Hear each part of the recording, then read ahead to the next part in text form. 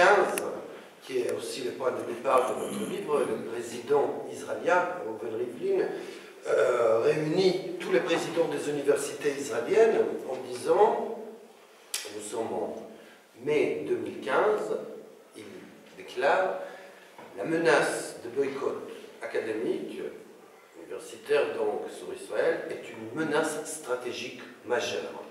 Alors il faut se rappeler, la notion de menace stratégique majeure, certes, ça fait partie de la rhétorique israélienne depuis toujours, mais pendant des années, la menace stratégique majeure qui pesait sur l'État d'Israël était le nucléaire iranien. Et bien voilà que le boycott universitaire est mis au rang de nucléaire iranien. Moi je dis, dans le cadre d'un tournée, mais en général, si nous possédons en main une bombe d'une telle puissance, et qui en plus est non violente, nous n'avons qu'à l'utiliser. Donc là, il ne faut pas hésiter. Mais c'est évident que la rencontre, en plus on a parlé de ces lancements, de ces énormes programmes qui est Creative Energy, le repositionnement d'État d'Israël en 2006, ça coïncide aussi à quelques mois de lancement, après le lancement de la campagne internationale de BDS. C'est-à-dire que cette campagne de marketing que les Israéliens y travaillent depuis le début du siècle va devenir l'offensive contre le BDS. Et l'offensive contre le BDS va se dérouler en deux parties. D'un côté, il va avoir la carotte, donc les spectacles, il va avoir, comme ici à Strasbourg, c'est Salim qui nous a raconté qu'il y avait une semaine d'art israélien, etc. Évidemment, pas politique, on en parlera des contenus parce qu'ils sont intéressants en soi. Donc il y a cette offensive dans laquelle on va mettre en avant, instrumentaliser d'une certaine manière la culture et l'université, en les mettant en avant, en donnant des indications claires qu'il n'y a pas mieux que la vitrine libérale de la gauche sioniste face aux critiques d'Israël.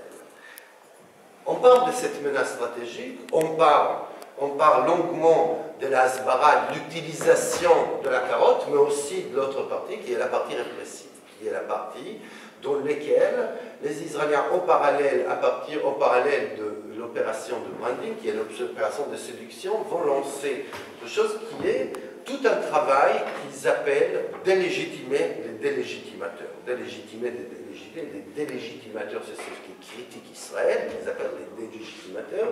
Et délégitimer les délégitimateurs va être une campagne qui va avoir deux parties importantes. D'un côté, incriminer sur le plan social le BDS, c'est-à-dire en les traitant d'abord d'antisémites, puis de mouvements terroristes, etc. C'est-à-dire ça, c'est une mode de délégitimation.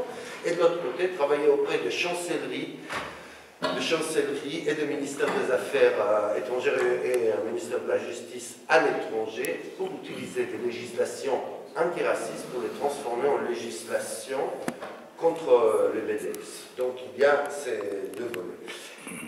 On pourra en parler, rentrer dans les détails. On dédie évidemment un volet important du livre à la réalité de l'université israélienne.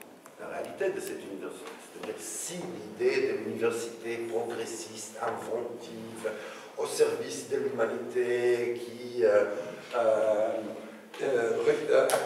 recueille plusieurs prix Nobel, dans lesquels on a l'impression que les universitaires israéliens sont progressistes par définition, et les artistes d'autant plus, si on considère qu'est-ce que nous voyons ici à l'étranger, nous analysons avec les documents des institutions universitaires eux-mêmes leur complicité active, et pas seulement leur complicité passive à travers les silences, mais leur complicité active dans l'appareil sécuritaire militaire, c'est-à-dire le travail qui est effectué par les universitaires israéliens et les institutions de recherche israéliennes,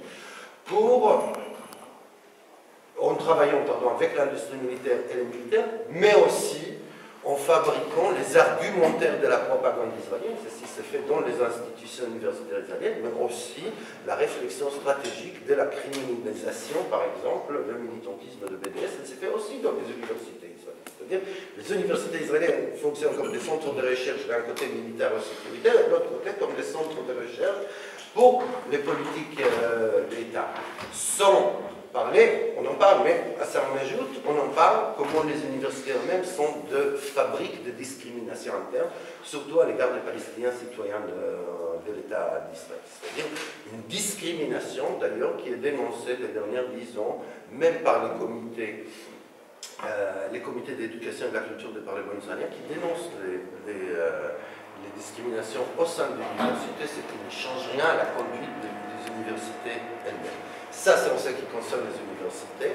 Et on dédie aussi, évidemment, un chapitre à cette culture qui peut étonner certains, c'est-à-dire cette culture qui est la culture à l'exportation, dans laquelle, quand on regarde, si je prends l'exemple de deux champs culturels assez présents israéliens, d'un côté la danse contemporaine, par exemple, la danse contemporaine israélienne, qui est un des grands investissements de l'État d'Israël comme un produit d'exportation, et peut-être en parenthèse, il faut dire que c'est quand même la direction des affaires culturelles et scientifiques du ministère des Affaires étrangères israélien qui est le plus grand exportateur culturel d'Israël. C'est l'État lui-même qui est l'exportateur culturel.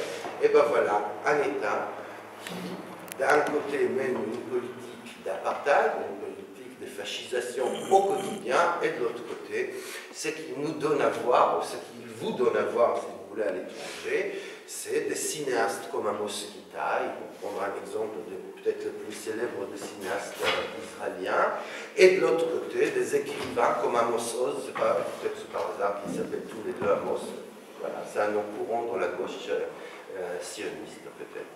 En tout cas, Amos Oz et Amos Gitai sont deux exemples, c'est là on peut ajouter les David Grossman, on pourrait ajouter tout ce cinéma qui nous dit, mais qui au fond c'est assez étonnant dans une société dans laquelle 94% des juifs israéliens ont soutenu le massacre de Gaza, presque 100% des cinéastes et des écrivains sont des gens de gauche. Il y a quand même un décalage. Non, ce n'est pas le cas, c'est simplement qu'Israël a inventé, on explique un petit peu, parmi les inventions qui ne sont pas technologiques, mais je dirais sémantique israélien, a été inventé cette chose qui est la dissidence officielle. C'est-à-dire ces dissidents on met en avant.